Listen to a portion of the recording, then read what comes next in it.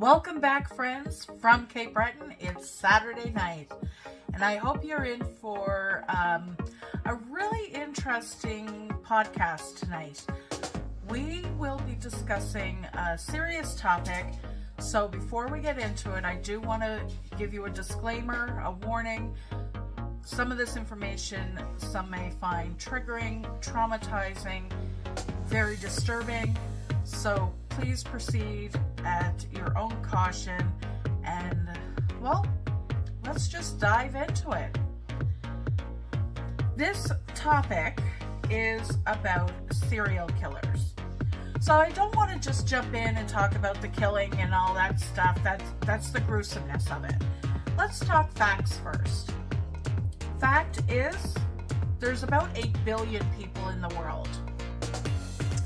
And of course, not all of them are cold-hearted serial killers.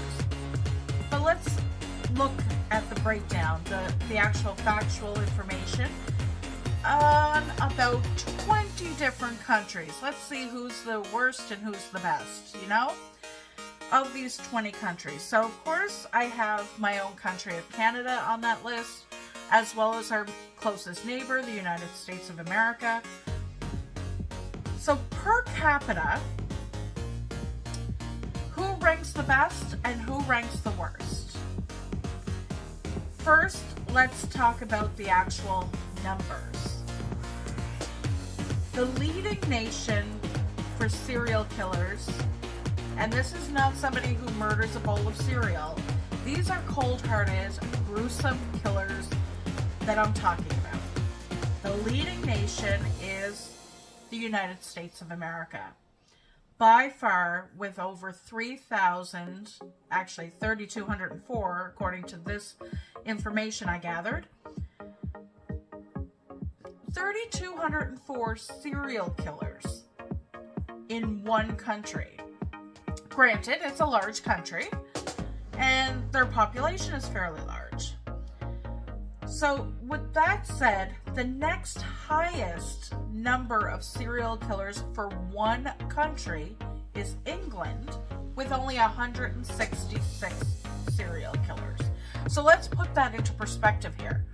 We have one nation with over 3,000 serial killers, and then the next highest nation has less than 200. That's quite the steep difference. And I'm only conjecturing here, but I would dare say, and I'm not a psychiatrist, I am not a forensic analyst, I am not a profiler, I don't work in any of those fields. I am not just analyzing the logic of the numbers here in my own brain and putting together some theories for myself. One theory may be there's more population, therefore there are more killers. That could be a theory. Another one could be maybe it's cultivated through society. Maybe there are birth defects. Maybe there's mental illness. All of these things, which again, I don't work in any of these fields. These are just my own thoughts and theories behind why the United States of America has such a large number of serial killers versus the next highest nation being England, having 166. So that's just food for thought. Let's break it down per capita to see actually who is the country with the worst serial killer per capita. And I broke it down to 100,000 population to give kind of an even field, so to speak. So per capita, the safest countries in the world to live with less than one serial killer per 100,000 people, those countries are Australia, India, and China. The next closest to them is Brazil, with only one serial killer per 100,000 people. So they're seem to be the safest countries to live for serial killers anyway. Now, let's talk about the worst countries in the world. So I'm not going to go over all 20 and give you the numbers. I was, but I think that's just overkill. Excuse the pun. So if I look at, say, the top 5 worst countries for serial killers to cultivate a serial killer, the worst countries in the world are, now let me just look at my list here. All right, so rounding off, number 5 is Austria, with 25 serial killers per 100,000 people. Next to them, we have Scotland. Scotland comes in with 27 people, serial killers. Let's not even call them people. 27 serial killers per 100,000 people. Canada ties with Scotland, but I put them at number 3 because I'm not going to be biased here. Canada comes in at number 3 for the worst countries with, again, 27 serial killers per 100,000 people. Number 2 in the world is England, 30 per 100,000 people. And then, if you couldn't guess it, the United States of America did win. They took home the gold for this one. 95 serial killers per 100,000 people. So when I broke it down per capita, we're still seeing the United States full on, way above the standard. So 95 for the USA per 100,000 people. Then the next we have 30, 27, 27, 25, 20, and then it just goes down from there till we get to the safest countries, which are less than 1 per 100,000 persons. That seems really interesting to me, because if there's anything to be said for that, and I don't know what that would be, but I'd be very interested to learn more as to what the professionals deem as the significant factors that attribute to such large numbers in one certain country. Okay, so we talked about factual numbers. The next thing I want to give you is the actual meaning of what a serial killer is. A serial killer is a killer that performs a series of 3 or more in a period of over 1 month with a cool down period. Murders must be separate events and most often driven by a psychological thrill or pleasure. Talk about sickos. Like, I don't even care if I'm calling anybody, names here, because truly sick.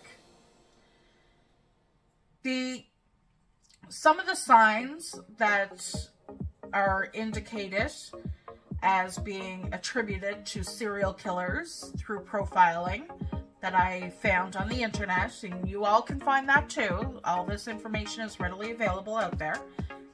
Some of the signs are cruelty to animals, obsession with fire setting, and persistent bedwetting past the age of 5 years old. They seem like pretty substantial signs, I would think. Now let's talk about the top 10 serial killers in the world. So I'm not going to focus on a country here, not at least for this part. I will go on to focus on my own country in just a little bit, so hang tight. So the top 10 serial killers in the world are Ted Bundy. Now, who didn't see that coming? Harold Shipman. All of these serial killers, by the way, they're all past. They're all gone. Okay, so Ted Bundy, Harold Shipman, Andre Chikatilo. I hope I'm pronouncing that right. I really don't care if I am. Jeffrey Dahmer, Albert Fish, John Wayne Gacy, Jack the Ripper, and Joachim Kroll. So they're the top 10. And like I said, they're all dead. So, round of applause for that. Not that I wish anybody ill will, but come on, right? Okay, let's get into the knit and grit of this. We're 10 minutes in, and I really want to focus on Canada. Since I'm not going to be biased here, I'm not going to say Canada's all humdung, beautiful, and, which it is, but we got some serial killers here. We got some nasty sons of guns, you know? The top 10 serial killers in Canada are Paul Bernardo and Karla Homolka. I think I said her name wrong, and I hope I did. Robert Pickton. Robert Willie Pickton. Russell Johnson. Clifford Olson Jr. Peter Woodcock. Gilbert Paul Jordan. And Alan Legier. That's only 8. I said 10. It's only 8. Now, some of these actually have some nicknames that are quite disturbing. Paul Bernardo, Scarborough rapist. Did a lot more than that, killed 3 people. Robert Willie Pickton, the pig farmer. The pig farm killer, murderer, whatever you want to call him. Russell Johnson, the bedroom strangler. Clifford Olson Jr., the Beast of BC. And those of you who are not from Canada, BC being British Columbia. Gilbert Paul Jordan, the Boozing Barber. I might focus on him someday because that sounds really interesting and I don't know a lot about him. Alan Legier, I do know a little bit about. The Monster of Miramichi. Now, the only reason I would know anything about Alan Legier is I'm from the east coast of Canada, and Miramichi is in New Brunswick, which is part of the east coast. We also don't want to go past this topic without focusing on the Highway of Tears, which was deemed the Highway of Tears in 1970 and is still the Highway of Tears through the present day. This is a 725 kilometer or 450 mile length of highway, Highway 16, through Prince George all the way to Prince Rupert, British Columbia. This Highway of Tears is called that because of all the missing and murdered women along that trail. Now, I'm not 100% sure if all of those victims were Indigenous, but I do want to bring light to the missing and murdered Indigenous women and girls. That is a significant part of our history, unfortunately, and not a pretty part of our history. Maybe we'll focus on that at some point as well. So the RCMP on the Highway of Tears has indicated that there's fewer than 18 victims, although the Indigenous community states that it's greater than 40. So that's quite a number of victims.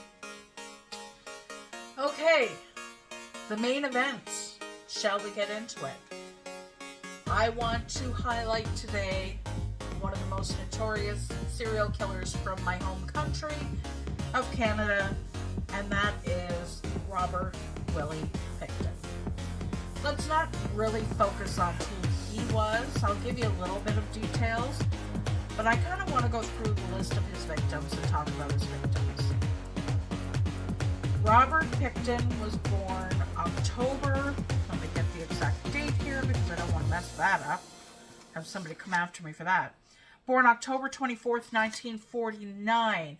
And apparently to one bit of information I came across, which I'll link everything I used to gather this information in the show notes. So if you're interested, you can go and listen and read for yourself.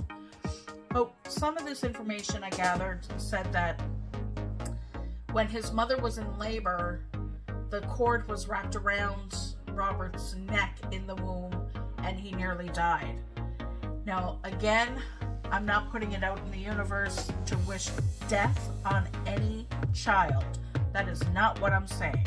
But for the man that this child became, oh my goodness. I don't know if it was the lack of oxygen that caused some, malfunction in his brain. If it was his upbringing, which his upbringing was terrible. We had filthy children that were neglected, definitely neglected. I mean, it's in all the documentation. You can read it and listen to it for yourself. Not the greatest parents in the world. Again, I'm not going to really focus on who he was, but I do want to give you a little backstory. So in one of the podcasts I was listening to, they did mention that I think he was probably fairly young, saved up his money and bought himself a calf, a baby cow, and to have on his farm, and came home from school one day and it had been slaughtered and hanging in the barn. How traumatic. Like, what does that do to a young child, right? Not blaming that as the start of all this, but I'm sure his upbringing probably had a lot to do with his mental state. So I condemn him, and I also condemn his parents for breeding this kind of monster into the world. Okay, that's enough on Robert Pickton. I can't even get through that without choking because it's disgusting. Let's hear about his victims. All right. His victims were young. I mean, not child young, but they were young women. And I don't know about you, but as a woman who had been a young woman, this is heartbreaking. And many of, if not all, his victims were sex workers. That does not give him the right to do what he did to these women. In fact, I don't think that plays any bearing on it whatsoever. I'll go through the names a few times, but there's quite a bit of information here. So, Robert Pickton, this is now 2023. We're coming on to 21 year anniversary to his arrest. So he was arrested in February of, he was charged and arrested February 22nd, 2002. So in that first charge, he was charged in the murder of Serena Abbotsway and Mona Wilson. On April 2nd, 2002. Oh my goodness. See, he gets me all up in my head. He was charged with the murders of Jacqueline McDonald, Diane Rock, and Heather Bottomley. April 9th, 2002. Added to those charges was Andrea Josbury and Brenda Wolfe. September 20th, 2002. Additional names added to the list: Georgina Papin, Patricia Johnson, Helen Hallmark, Jennifer Furminger, I hope I pronounced her name correctly, and Heather Chinook. No, sorry, it ended at Jennifer Furminger. On October 3rd, 2002, Heather Chinook, Tanya Hollick, Sherry Irving, and Inga Hall. Wow. That's all within 1 year. So that's February, March, April, May, June, July, August, September, October. That's a 9-month span, 15 charges. just blows my mind. And what he did to these women, I'm not going to dive into that. I know in most podcasts they give you the gruesome details. I can't stomach it. I haven't watched the documentaries. I was 27 years old when this man was arrested, and all this was in the news. This is definitely in my memory, and being from Canada, having this grace our TV screens and hearing all about it for 20-some years, it's sickening. And I personally can't stomach it, and that's why I don't want to dive into it and give him the satisfaction of reliving it. But let's talk more about his victims. In 2005, May 26th to be exact, 12 more charges were laid. Kara Ellis, Andrea Borhaven, Deborah Lynn Jones, Marnie Frey, Tiffany Drew, Carrie Koski, Sarah DeVry, Cynthia Felkus, Angela Jardine, Wendy Crawford, Diana Melnick, and a Jane Doe. Isn't that sick? Sick, sick, sick. So, in total, he was convicted of 6 murders, second-degree murders.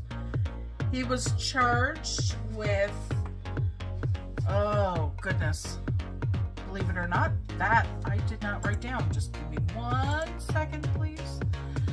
26, I believe. Yeah, 26 he was charged with.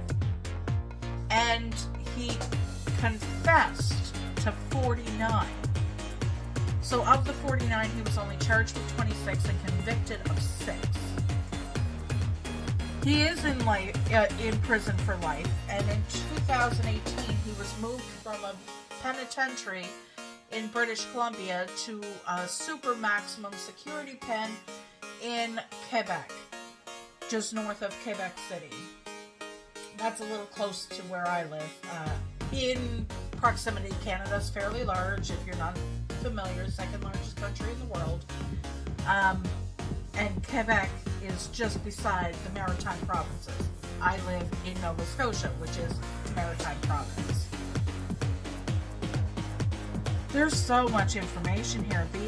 Okay, so the investigation, they didn't even go to Robert Picton's farm in Port Coquitlam, BC, for murder. They weren't investigating missing women or murder at the time. They were actually going there because of weapons, I guess, related investigation for weapons he was not supposed to have. Something like that. It was not in regards to the women. But once they got there,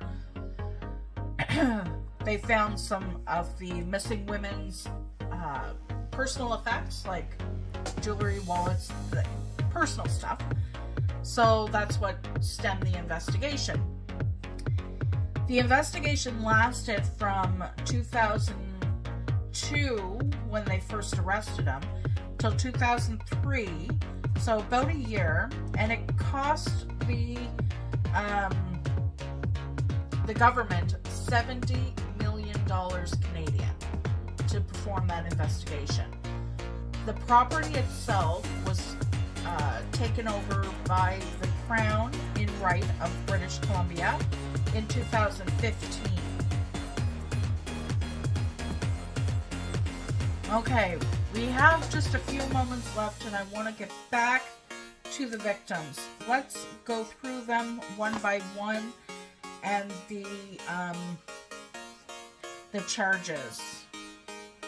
On December 9th, 2007, Picton was convicted of second-degree murder in the deaths of 6 women. Count 1, Serena Abbotsway, born August 20th, 1971, age 29 when she disappeared in August 2001. Her foster mother reported her missing in on August 22nd, 2001. Count 2, Mona Lee Wilson, born January 13th, 1975, age 26. She went to the doctor on November 30th, 2001 and was reported missing later that day.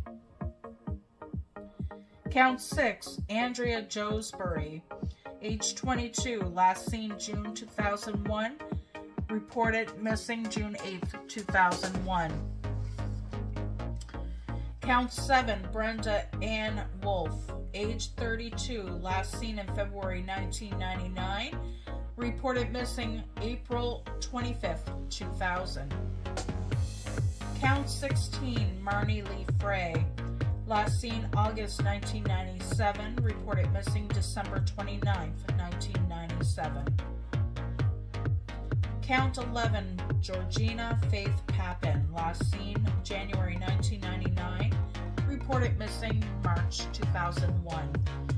Now again, these women were living a lifestyle that was conducive of being missing or not reporting back to their families. So in a number of these cases, they were not reported missing right away. And it is said in a lot of the information I found that 1997 was when a lot of these specific charges were stemming from, murders happening from 1997 onwards until he was caught. However, there are some reports, and I cannot confirm these reports, there are some reports that say his killing may have started after his parents' death in the late 1970s, so probably as early as 1980 that the killings actually started. So he could have been killing for 17 years before he was ever really started, quote unquote, killing these women. There are over 80 corpses or pieces of people, unidentified, both men and women, that were found on the farm. It's completely disgusting. Okay, let's resume. Picton also stood accused for first-degree murder in the deaths of 20 women until these charges were stayed on August 4th, 2010. Count 3, Jacqueline Michelle McDonald, 22 when she was last seen in January 1999. Count 4, Diane Rosemary Rock, born September 2nd, 1967, 34 when she was last seen on October 19th, 2001. Reported missing December 13th, 2001. Count 5, Heather Kathleen Bottomley, born August 17th, 1973, 27 when she was last seen and reported missing on April 17th, 2001. Count 8, Jennifer Lynn Furminger, last seen in 1999. Count 9, Helen May Palmer, last seen August 1997. Count 10, Patricia Rose Johnson, last seen March 2001. Count 12, Heather Chinook, 30, last seen April 2001. Count 13, Tanya Pollock, 23, last seen October 1996. Count 14, Sherry Irving, 24, last seen 1997. Count 15, Inga Monique Hall, 46, last seen February 1998. Count 17, Tiffany Drew, last seen December 1999. Count 18, Sarah DeBry, last seen April 1998. Count 19, Cynthia Felix, last seen December 1997. Count 20, Angela Rebecca Jardine, last seen November 20th, 1998 between 3:30 and 4 p.m. at Oppenheimer Park at a rally in the downtown east side of Vancouver, British Columbia. Well, that was quite a bit of info on her. Count 21, Diana Melnick, last seen December 1995. Count 22, Jane Doe, charge lifted, see below.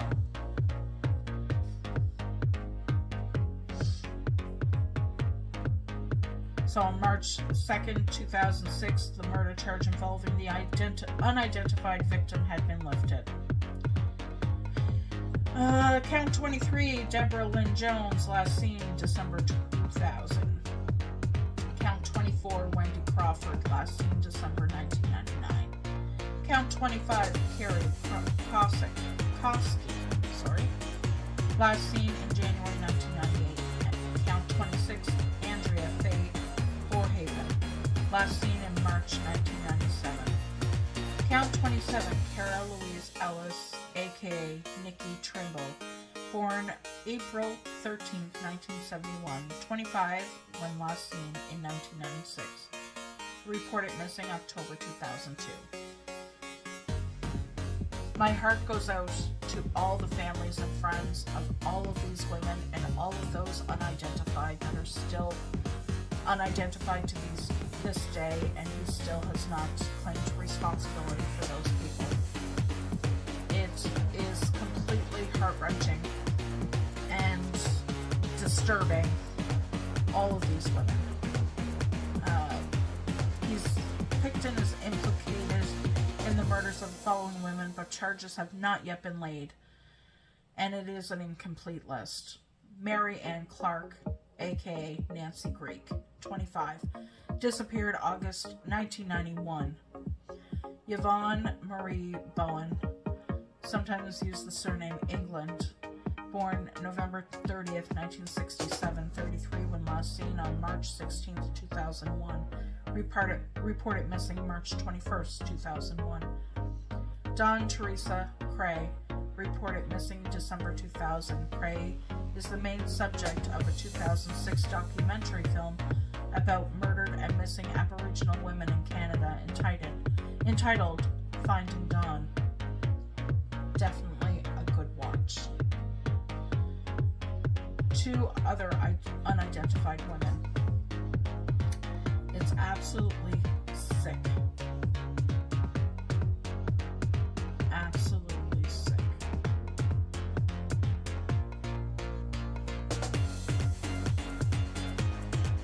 So, with that, I'm just going to end it here. I can't even go on. This man deserves to be in jail for the rest of his natural life and beyond, to be quite honest. If you want to watch the documentaries, I'll link everything I can find in the show notes. Definitely proceed with caution. This is not a subject that is easy to absorb. And although there are many serial killers in the world where their crimes are horrendous, this seems to be a little bit more graphic and disturbing. So again, proceed with caution. For all of those listening, thank you so much. I truly appreciate you sticking to the end. Next week, I promise a little more lightheartedness. And until then, take care, friends.